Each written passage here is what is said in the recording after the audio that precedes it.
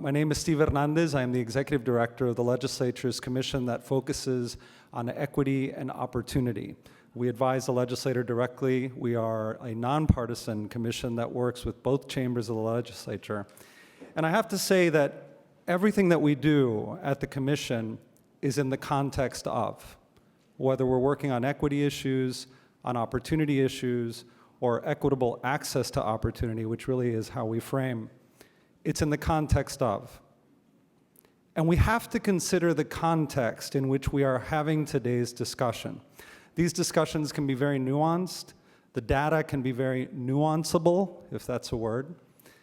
It's important that we always come back to the and now what, but more importantly, why? You know, the commission had the honor over the last 2 years of, through our predecessor commission, the Commission on Equity and Opportunity, to starting the work on looking at some of the disparate outcomes that are happening for people who were formerly incarcerated or somehow involved in the system. And the disparate outcomes are myriad.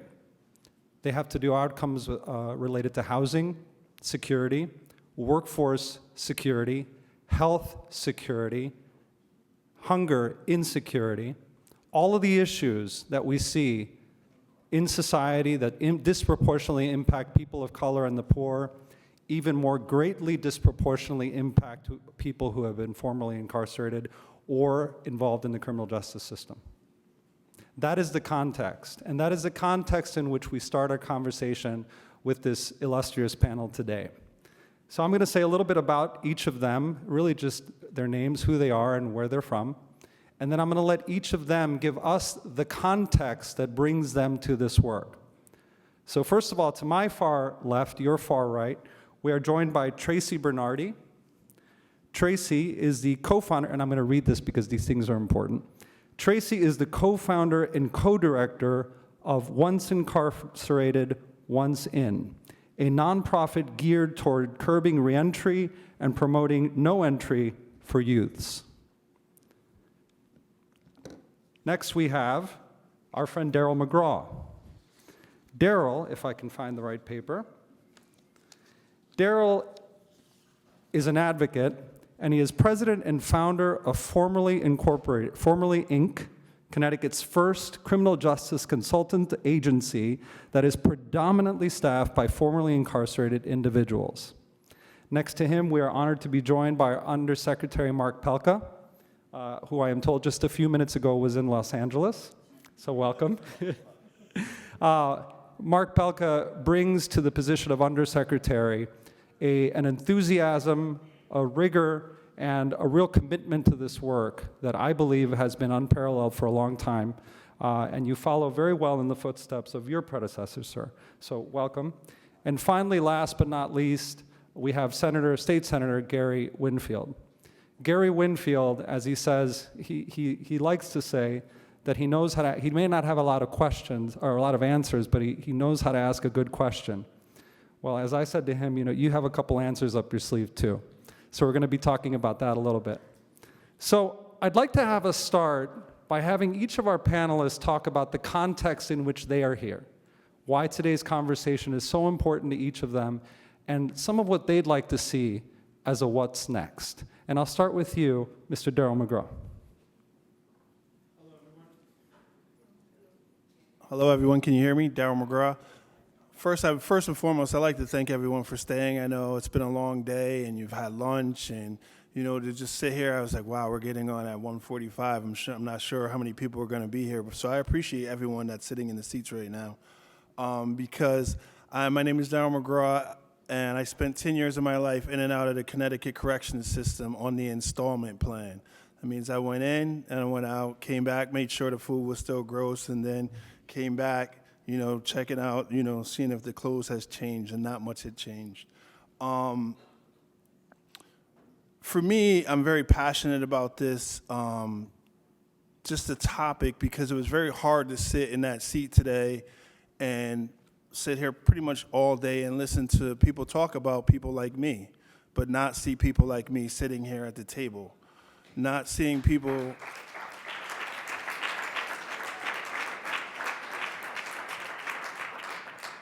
So when I sit here for the thousands that are still locked in cells today. Someone's getting ready for chow, someone's in solitary confinement, somebody just got sentenced, someone's on the ice cream truck unsure of what their next move is going to be, someone just finished talking to their public defender and didn't like what they heard, someone listened to and heard something that they want. I remember, for me, I tell a lot of people, I no longer have to sit in a room and gamble with my freedom. I don't have to tell my public defender, hey, just tell him I'll take 3 years right now. Tell him I'll take 3 years right now. Tell him I'll take 18 months. Just go talk to the judge and tell him, I'll take 18 months right now. I mean, to me, I don't know if any of you have sat in that seat and just said to someone that you would willingly today take 3 years and get on an ice cream truck, handcuffed, and leave your family for 3 years or 4 years, but that's happened to me several times. So today I'm hoping that we have this work, since we're having this discussion, I'm hoping that I'm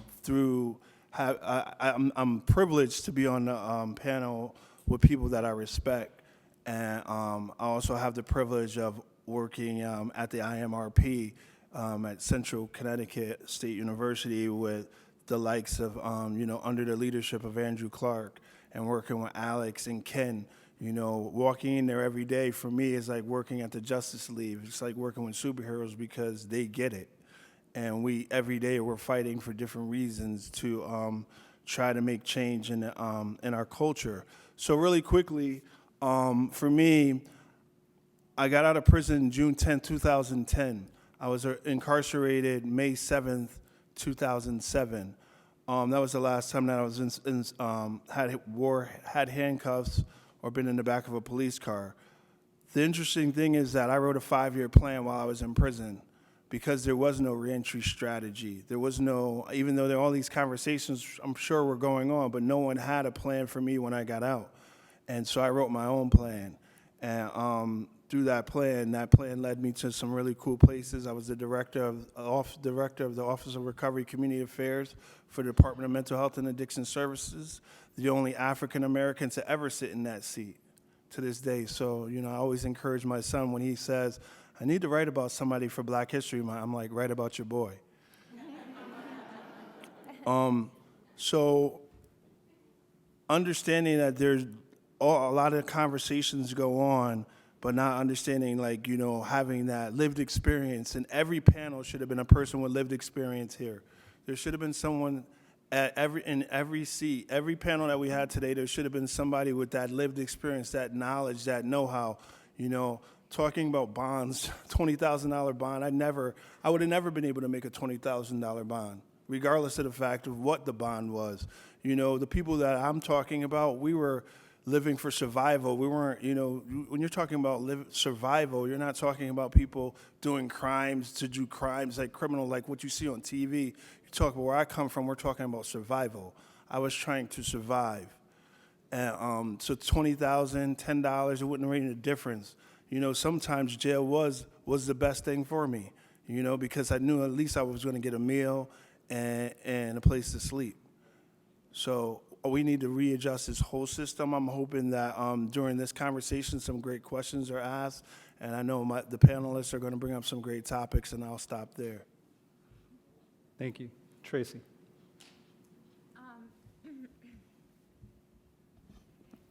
Hi, everybody. My name is Tracie Bernardi. The context in which I am here, as he said, I'm the founder, the co-founder, and co-director of Once Incarcerated, Once In, and I work at CHR, Community Health Resources. I am a rehab coordinator, and I also am a warm line specialist. But I'm good at everything, and I'm also a Smart Justice leader. I am an ACLU Smart Justice cohort leader, and I'm also a Phoenix member, and I don't want to leave anyone out, but the point is, the reason I do all of what I do is because I'm formerly incarcerated. I was incarcerated when I was 19 years old, but if you really think about it, I was incarcerated the moment when I was in 4th grade and my mother went to jail. because her incarceration changed my life. And it made me feel as if I wanted love so bad because my mom couldn't give it to me because she was in jail. I wanted love so bad I joined a gang. And once you're in, you're in. And once you're told to do something, you do it or it's done to you. And at 19 years old, about a year and a half into the gang, I ended up in jail. And I ended up in jail. We went to beat somebody up, and we thought we were big, but nothing can be bigger than what lay ahead. I was 19 years old. The system, they piled up every charge they could give us just to make sure something stuck. They said it didn't matter who did it. It was a felony. We were in a house, even though we were invited in. We're no longer invited once the crime starts taking place. Apparently, when you're 19 years old, you're supposed to know all these laws. I was the only white one out of a group of 5 other Puerto Rican girls and myself. And I honestly can say that I was treated differently in my case because the judges, the prosecutors, the law, everybody was white.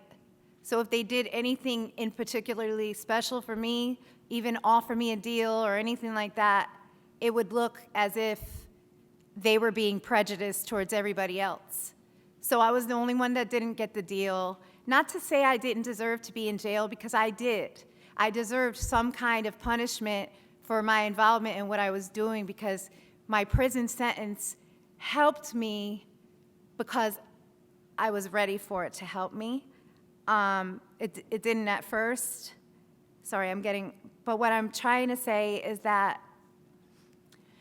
I'm not sitting here saying that I shouldn't have gone to jail, but I'm saying that my decision-making realm of my brain wasn't even developed. And even when it was, the prosecutors still wouldn't give us a chance at a modification, because my prosecutor left a note in the file that said, this case will not be reviewed. And this is prior to the new law that was just passed with prosecutorial transparency, where the system was in a database. The system is only on paper, so all they do is go to a box, look in there, see what the prosecutor said before them, or in the case, if there's still the prosecutor, who's gonna wanna unwin a case that they already won and let it go before a judge? So they said no. I was in Wesleyan, I was 21 years into my incarceration, and they still said no.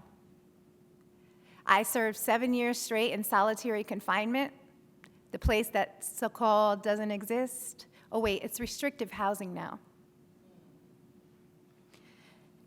The person that you see sitting before you, my mom, thank you God, got clean when I got arrested. When my mom saw me on the news, my mom straightened her life out, my mom got clean, and my mom was my main support. So I can't say that when I was in DOC, I was physically abused or any of that. But I can say emotionally, I was abused by the people that were entrusted with my life. When I asked for a maxi pad and was told use both sides. When I asked for anything, I've seen girls in the prison ask to see mental health because they felt suicidal, and guards joke around and offer them a sheet. Treatment while incarcerated is so important, and it's so crucial, because most of the people that go into jail are already traumatized. They already have trauma early on. I didn't join a gang because I wanted to be a badass. I joined a gang because I saw the camaraderie among them, and I thought, wow, they actually love each other. This is a family. I can be a part of a family. And before I knew it, it was bigger than me. But nobody cared about any of that, because I was the white girl that could have been doing so much better and chose to run with the Puerto Rican girls. And Believe me, these are not assumptions in my head.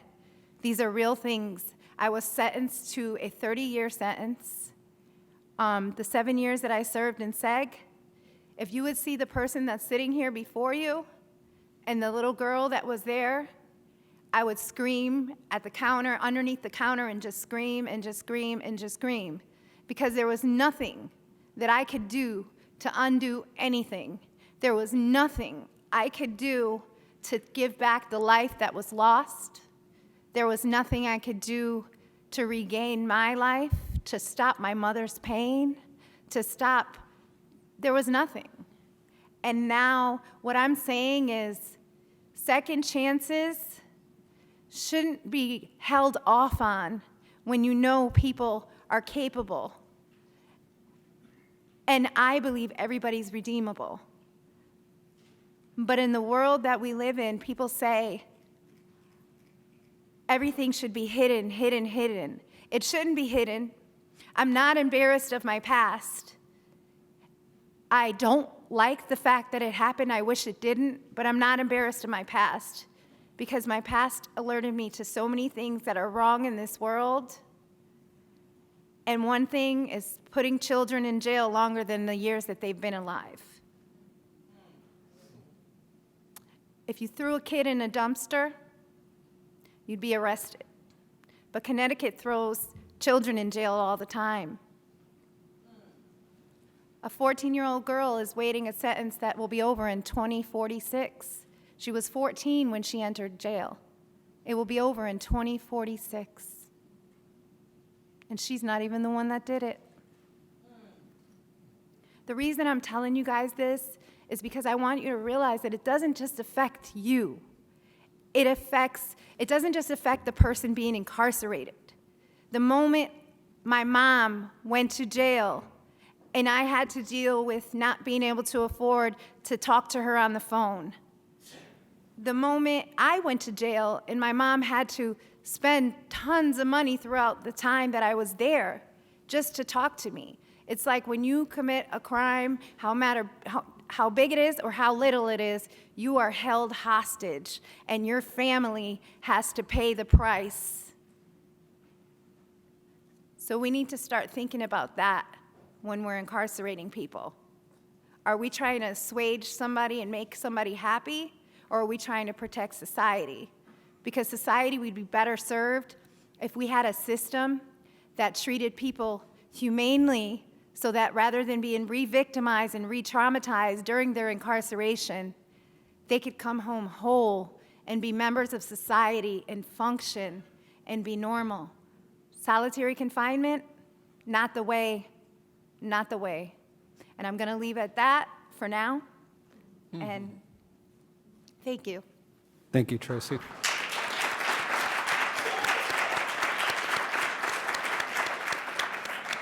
There's data and there's truth, and the two are not the same.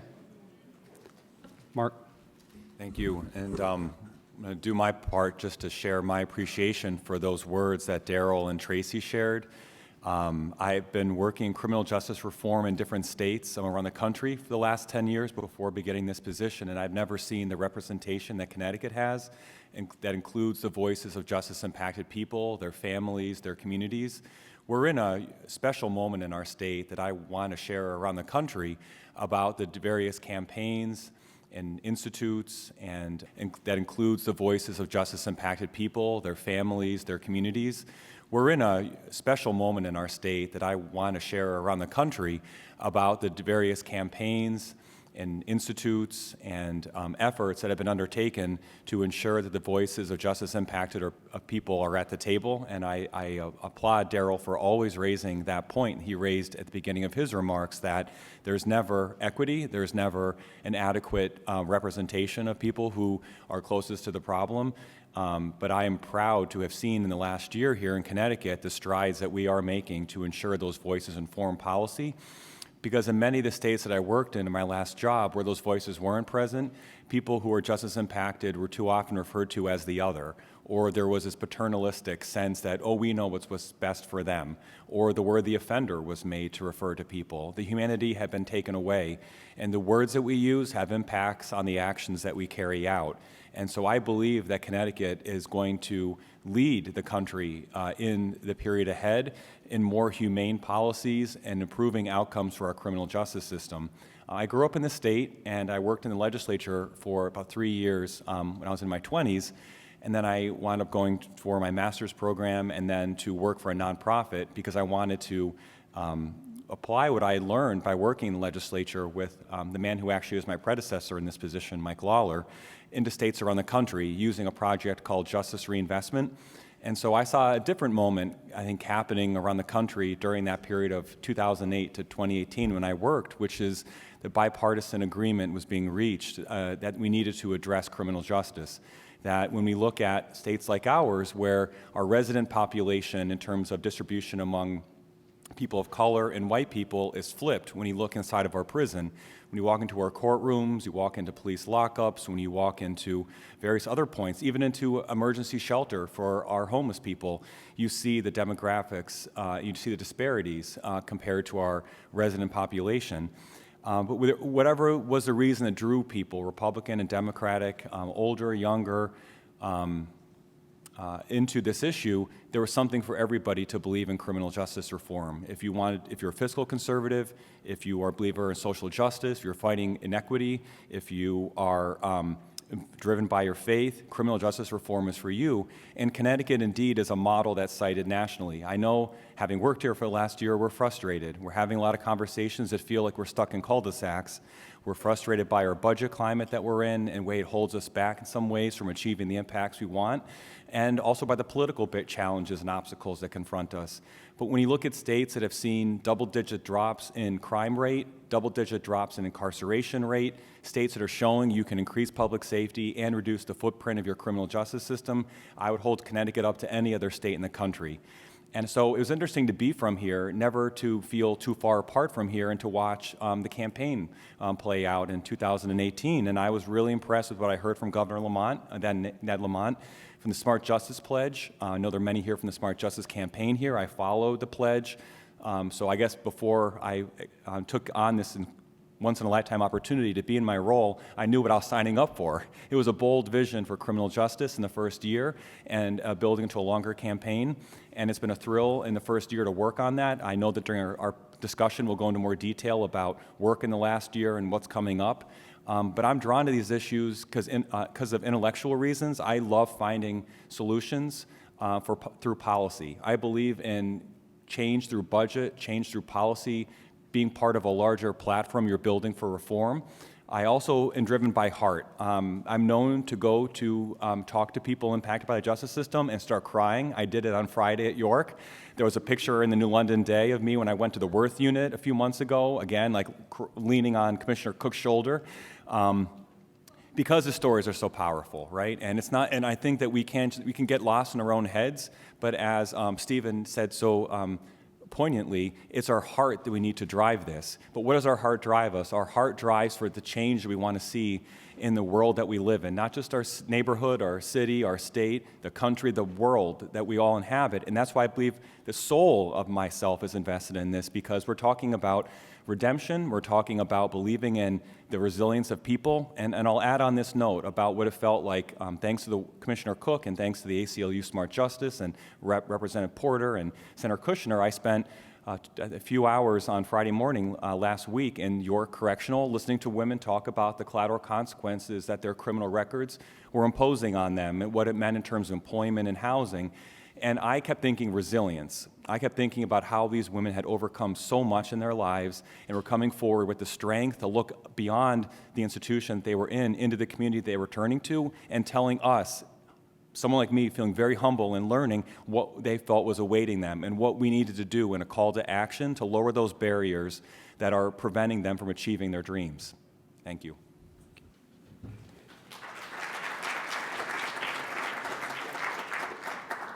My name is Gary Winfield. I'm the State Judiciary Committee Chair for the Senate.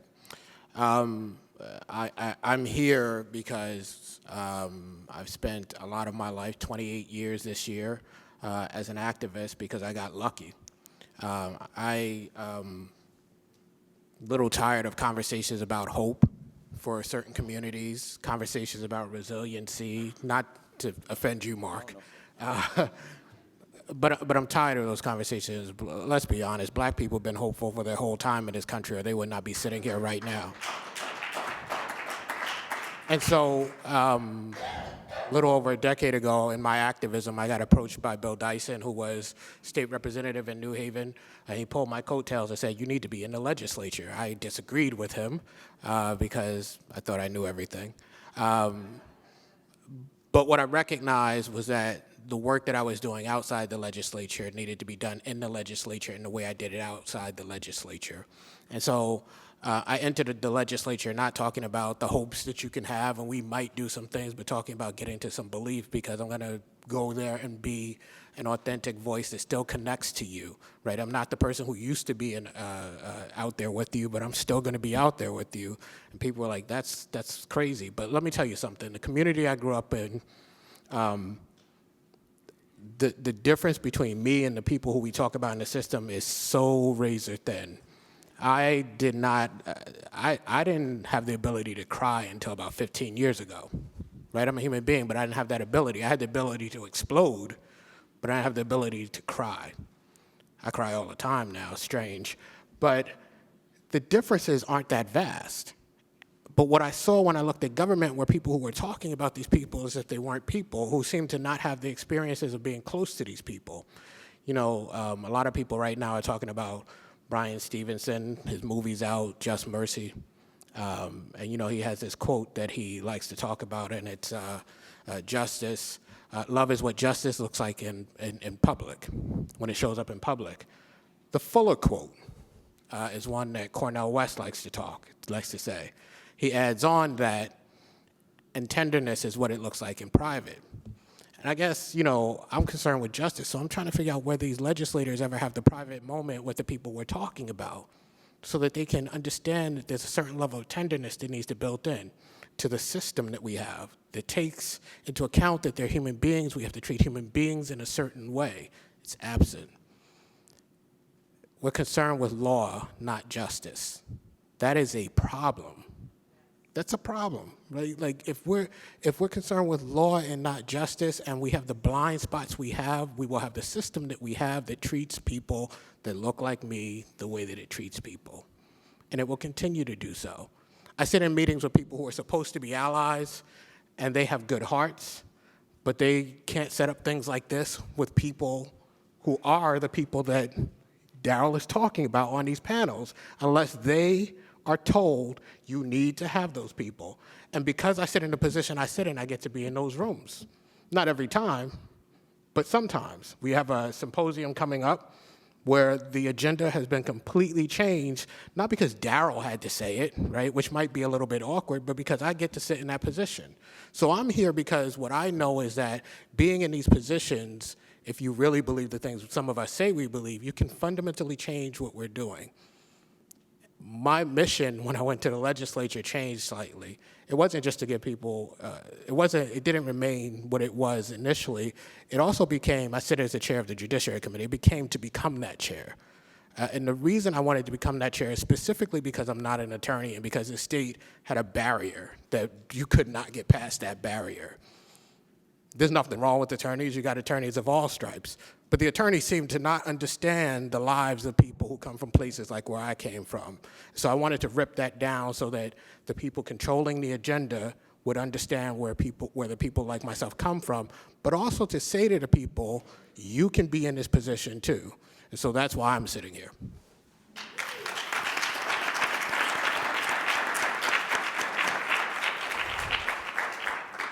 Senator, I'm not going to let you off the hook just yet. You know, we heard a lot today about unintended consequences, and I worry sometimes that the narrative of unintended consequences can be a really sly way about talking about cause and effect. You do something, it's going to have an effect. And what I worry about is that once we know what that effect is, and we have unintended consequences that are not tended to, they've become intentional. You read in my mind. So can you tell me something, there was an earlier question about what it feels like to carry power. And as the elected person on this stage, you have power.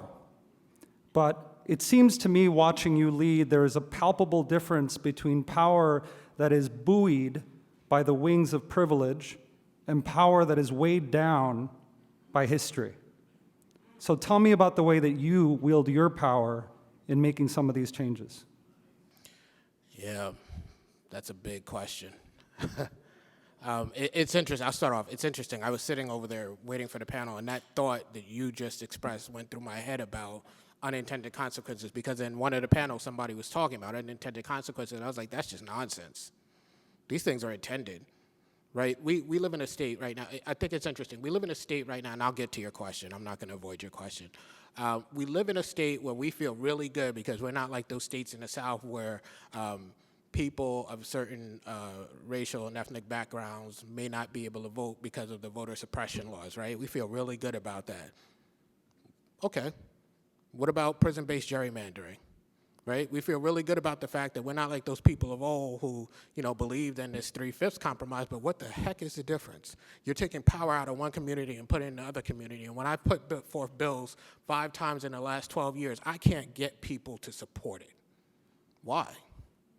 What are you feeling good about? Why aren't you jumping up and down saying, we are not going to do this? Because we still see those people as somebody different than us, and it's okay to do what we're doing. And what about the money? And what about this? And what about? And what about? What about? You're stripping power out of those communities. You're treating those people in the same exact way as we treated people in this country. We took states with very little population. We gave them population artificially. We took parts of states with very little population. We gave them population artificially. We gave them political power. The same thing happens right now in this state. I'm going to run the bill again this year. What's going to happen? Likely the same thing. Because we're talking about black people, brown people. That's why. But we don't talk about it that in that way. I get to talk about it in that way because what has happened because of the way I choose to lead is you're not taking me out of my seat. And so I have a voice that I don't otherwise have. You're not getting rid of me because I'm directly connected to the people. I've spent 28 years directly connected to people. When people see that, they don't let it go. And so some of us, talk about minority legislators, are a little afraid, I don't know about this, I don't know about that, I don't know about this, maybe that. I want to talk, I want to say things. The power is not in the position, the power is in the work. The power is in the work that you've done to lay the groundwork so that you can be in these spaces where they try, and I will tell you, they try to keep you from talking. When I was state representative, I started off with a district that was 100% New Haven. The big shifts when they did redistricting were 12, 13%. Oh my God, 12, 13%. Want to know what mine was? 51%. They try to keep you from speaking. But when you have spoken and you've stayed connected to people, you can keep speaking. So there is a power. There is a power that you can access, but it's not the power that people think about. And there is a responsibility that is weighed down by the history of this country. Whenever you see me speaking, I'm speaking about the history of this country and white supremacy. And I don't put it in terms that are not as stark as they are, because in the lives of people like Daryl and Tracie and other people, it's real. Thank you. Thank you. Tracie, there was something that you said that keeps ringing in my ear. You said there was nothing I could do. There was nothing I could do. And I'm reminded of a book written recently by a woman that I admire that talks about, and yet she persisted. And that's what I think about when I hear your story. There's some framing, and we heard a little bit of it today, but when I was the attorney for the Commission on Children, we would talk a lot about kids that were raised in homes that were not the ideal. We talked about saving those children. In a lot of ways, what that often ended up looking like was the system being involved, separating children from their parents. But that's in a context too. So can you tell us a little bit about the context of what you saw, the struggles that you saw in the family that you were part of and families that were around you? And put that in the context of what we consider as a society to be quote-unquote good families versus quote-unquote bad families who may be caught in situations of poverty and in situations of distress. Wow, that's a big one.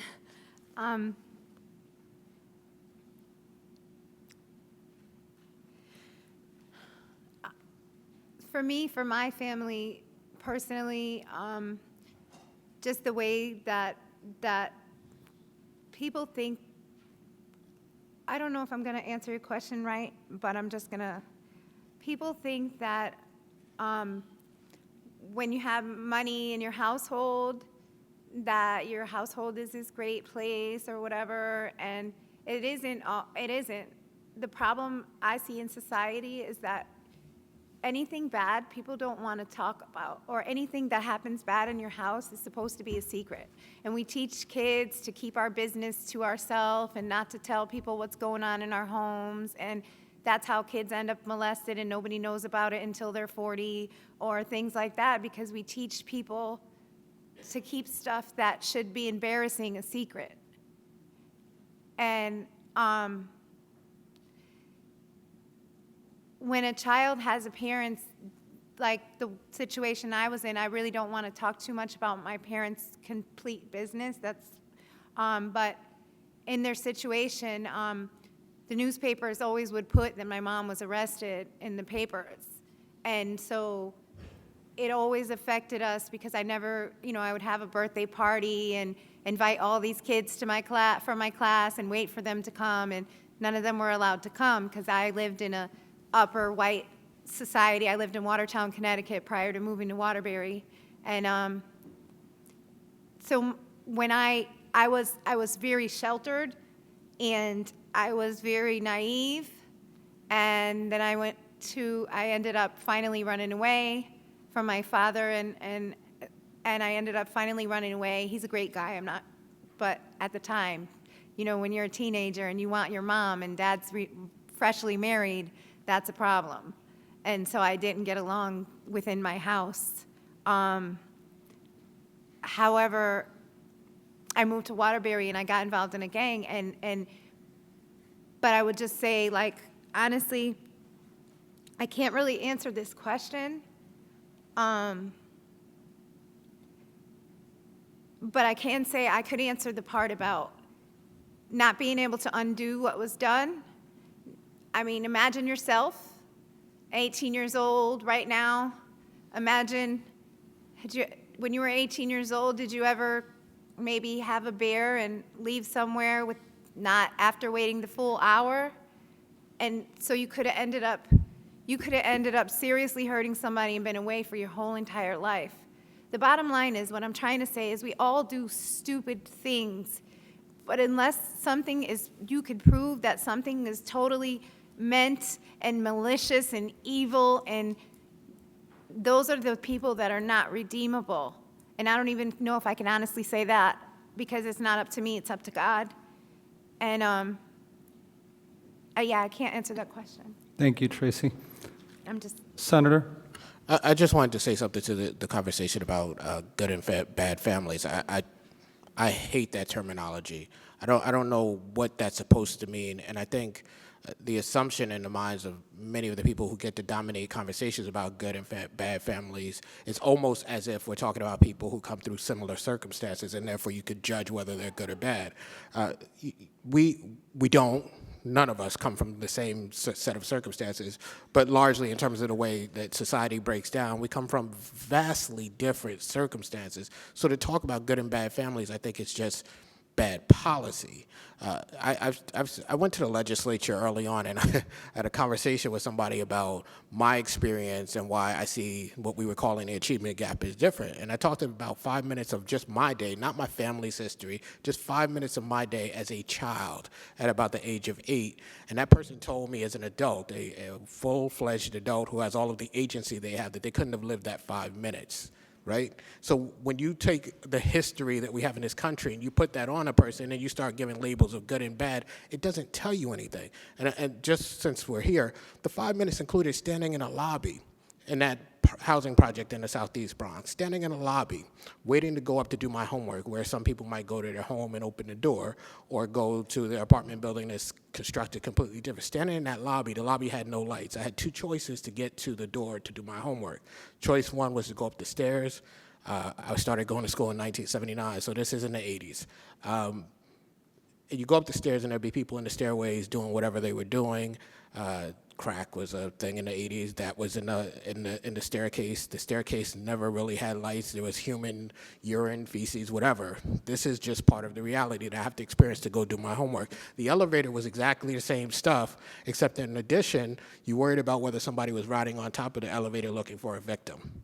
As a 5, 6, 7, 8-year-old child, to get to do your homework. And then we say, the person that went through that, which is only about 5 minutes out of my day, the person that went through that, we're gonna judge them as good or bad using our experience as a comparator. Doesn't tell you anything. Mm-hmm. So when we extrapolate that and put that on the families, we have a problem. And we have, again, racialized the lens through which we're looking. Daryl, there's something that you said earlier about once you're in, you're in. And it seems that a lot of the discussions that we're having about collateral consequences make us think about once you're out, you're still in some ways. So can you tell us a little bit about your work around collateral consequences and why that's important in the context of pretrial, in-trial, sentencing, and how it is that we get there to begin with? Sure. Tracie made the comment about it, once you're in, right? But I agree, and so thinking about that, and just quickly to talk about that, the family comment. You know, growing up at 6 years old, and my dad leaving our family and telling me that I was the man of the house, that was a game changer for me. And a lot of times in these conversations, I would be remiss. I know Tracie mentioned it, but I would be remiss to not talk about trauma.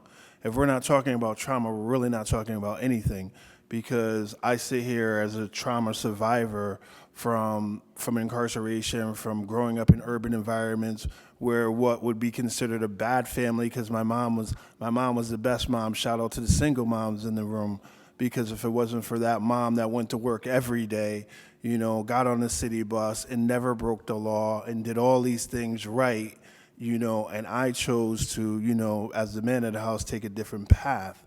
So when you ask about the collateral consequences just having that collateral consequence, when I hear that, it makes me chuckle a little bit, because just having black skin is a collateral consequence. Mm-hmm. When you walk into a courtroom, whether I could walk into the courtroom with this suit on and someone will still say, "What did you do?"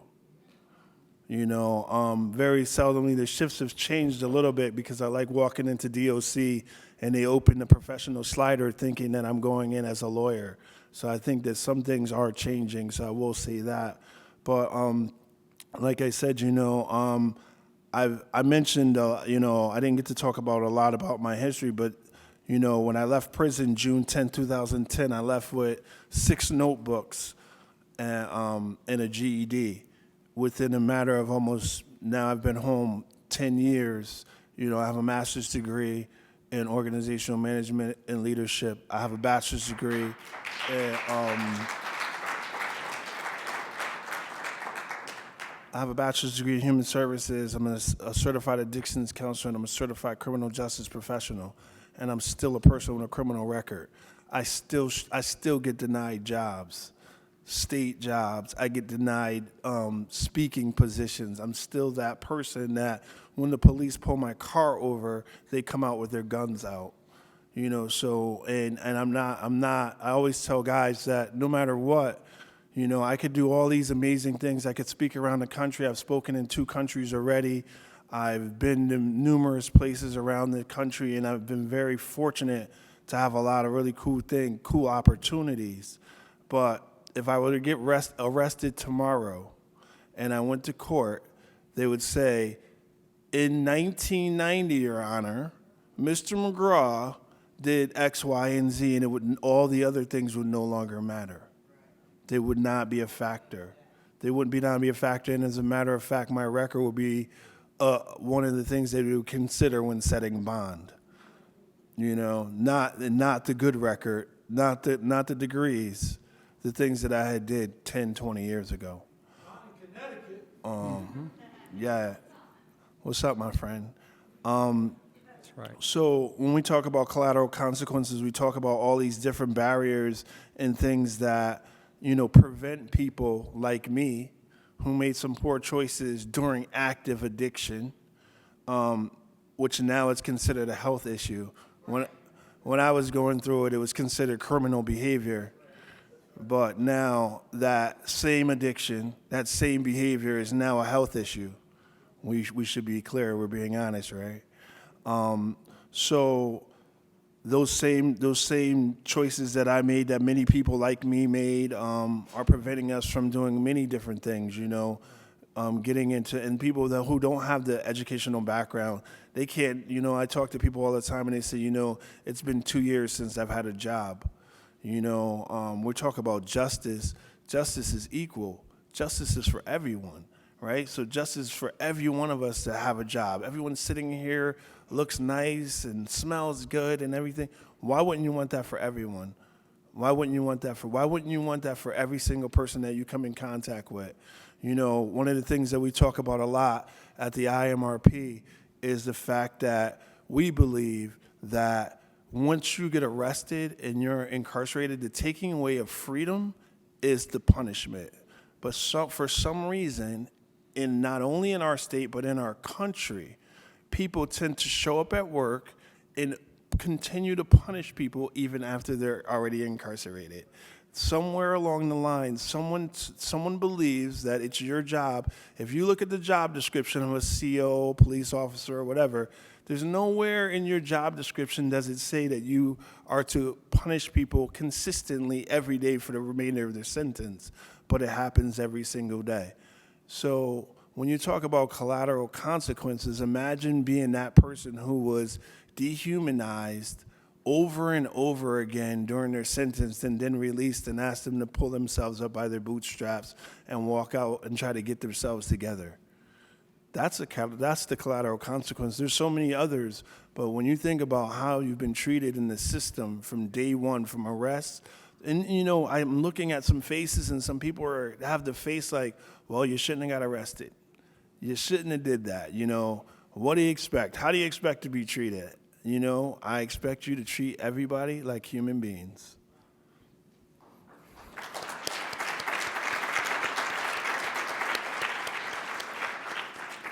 I'll tell you, it's not lost on me, and I know it's not lost on any of you, that we are surrounded by books with words in them that were written by people that at a very different time, at a time where in the context of forced servitude, in the context of the second-class citizenship of women, not to mention people of color, in a context of where only certain white men were able to make decisions about everybody else. That is the context that was done, and it was repeated, and it was built upon. So for me, the work is about as much doing as undoing what's been done for the last few hundred years. 100%. So Marc, Governor Lamont is working on a package that would start undoing, at least for individuals, some of the records, expunging some of the records that are in our systems. Can you tell us a little bit about that proposal and how far it intends to go? Thank you for that, and it's been an issue that's been a topic, I think, through the last legislative session, and will be a hot topic coming up. And I really admire and applaud the leadership of Senator Winfield, of many in the room, of various faith groups, advocacy groups, justice impacted people who brought forward a bill last year that would that introduced the concept of automatic clearance of certain criminal convictions. And I believe and support clean slate legislation. And I've been guided and directed by Governor Lamont to work on legislation because he would like to contribute to the discussion that's been going on in our state in a very concrete way about how to bring greater equity and bring to scale the opportunity of erasing a criminal record. Connecticut is recognized for having a pardons process, and we have a pardons board that independently reviews petitions by people to have their records expunged, which leads to an erasure. And the benefit of the pardon is that it erases your record entirely. It's not a vote that's made on one particular conviction, it's on the whole record. And I believe in a pardons process that's rigorous, that helps people to overcome the barriers that had long been set up by laws and by people who did not think of the long, or maybe did, as Senator was saying, thought of the long, it was very intentional in the long-term consequences. So the reality is that roughly 700 people who receive a pardon per year. That cannot contribute adequately to roll back the harm that's been caused through the collateral consequences of a criminal record. The fact that criminal convictions are indefinite in length, the fact that we live in a state that has 559 collateral consequences of a criminal conviction on its books, the fact that in the digital world we live in, that criminal background checks are ubiquitous. If you're applying for an apartment with a landlord or applying for a job, applying for opening up a bank account, applying for higher education, applying for a government service, requesting treatment, the list just goes on in the areas when someone who has a criminal record appears in front of someone who's making a decision that will greatly impact their life. So our state and states around the country are not set up with their petition-based pardons processes to provide adequate clearance of the records, and it's holding back individuals, families, holding back neighborhoods, communities, cities, and even our state. I think at the core of it, it's a human issue, and I admire Senator Winfield so deeply that whenever we are in the room together on a panel like this, I come away with learning, and I think that's important for me, given the privilege that I come from, based on my race and based on my background, that too often people with my privilege, I think, become uncomfortable when we're corrected, or we get offended when we're told. We understand we're given a perspective that may not reflect the background we have.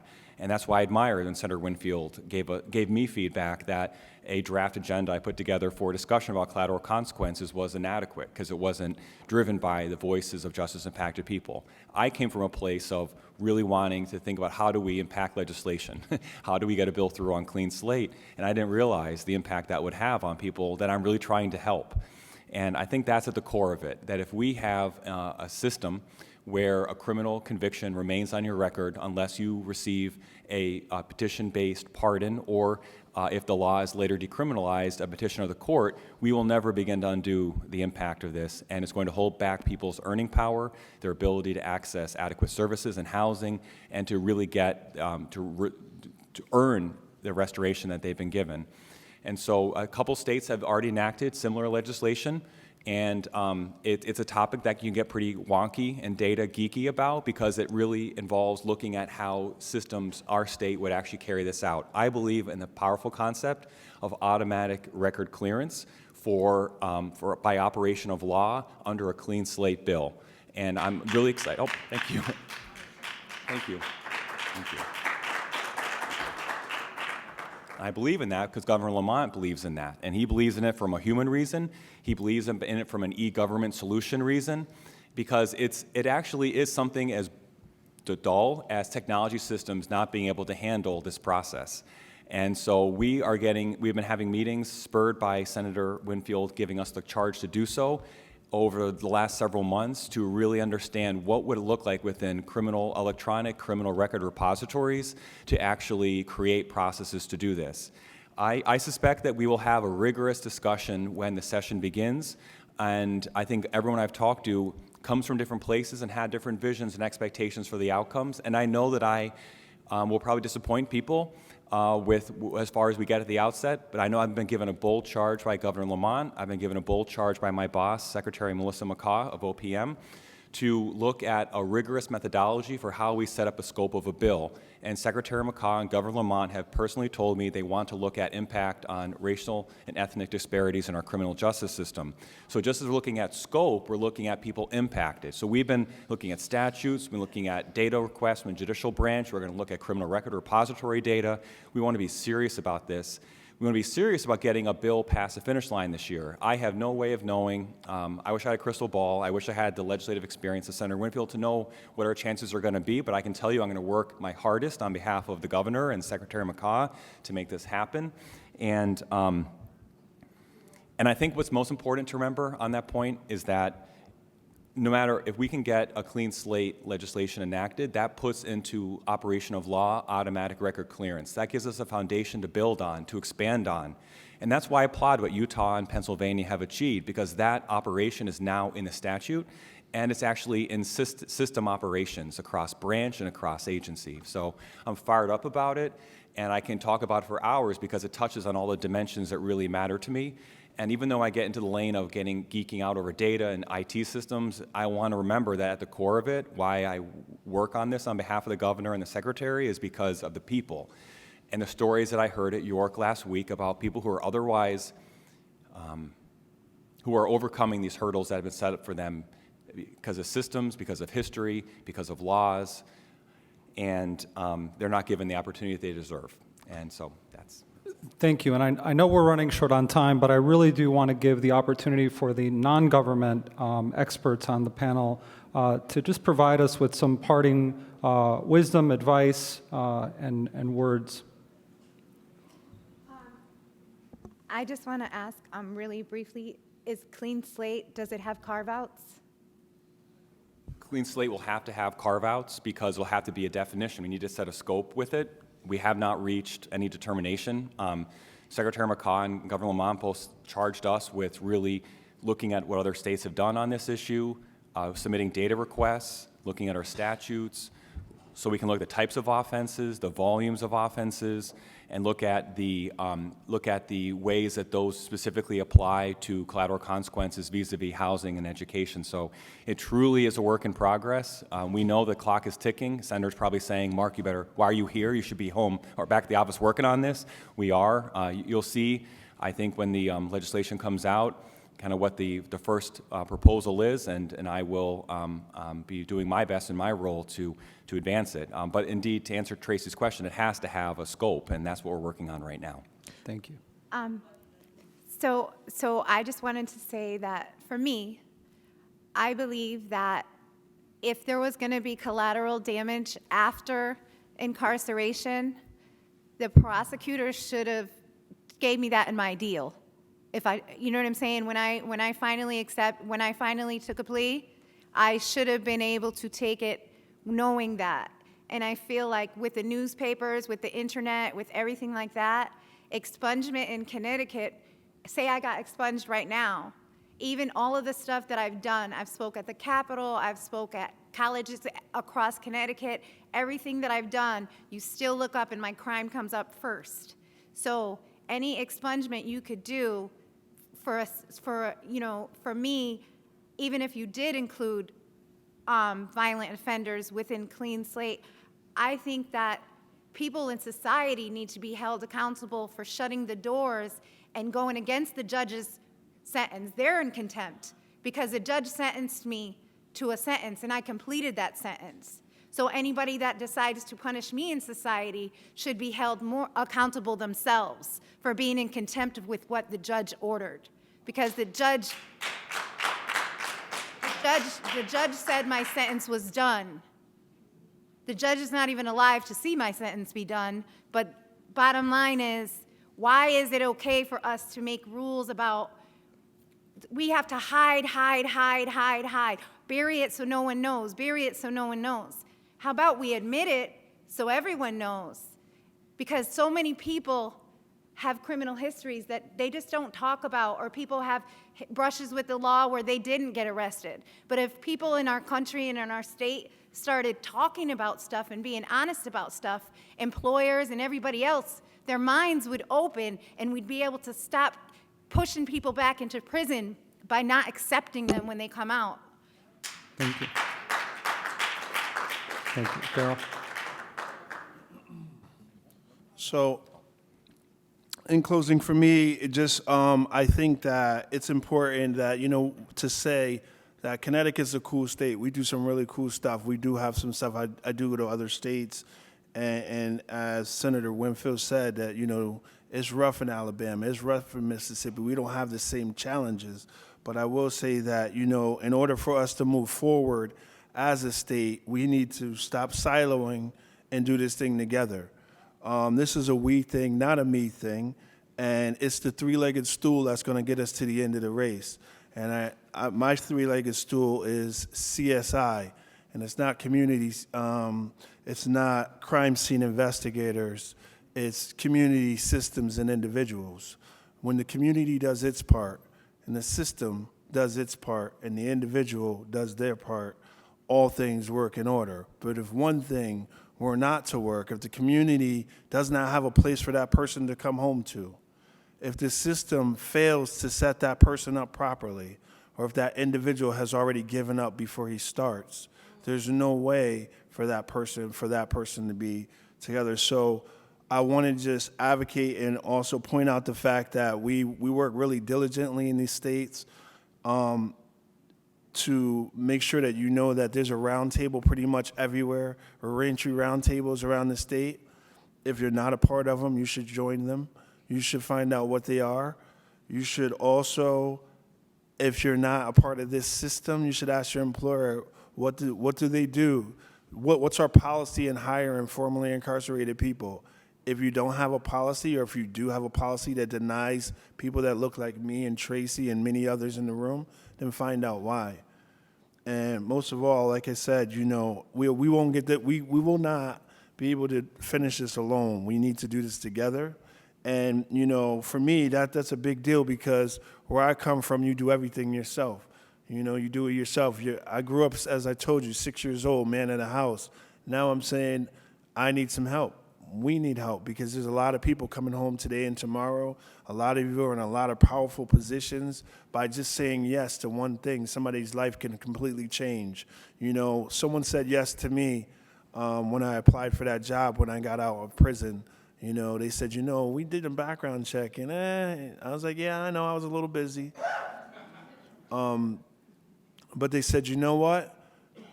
In that room over there, there are people with bachelor's degrees, master's degrees, but they don't have what you have, what we have, and that's lived experience.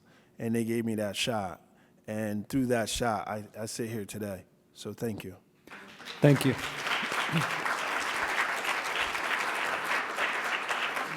Thank you, and I know we've run out of time, but I want you to know, and I want you to know that we're just putting this conversation on pause. So on February 19th, in the morning of February 19th, we're hosting a Voices of Justice Symposium, which will be led by experts with lived experience. It'll be held at the Lyceum at 227 Lawrence Street in Hartford. We hope to see you there. I know several of you will be there. And I want to thank the institution for opening up its halls and its heart for this conversation. But most importantly, I want to thank you for speaking your truth powerfully.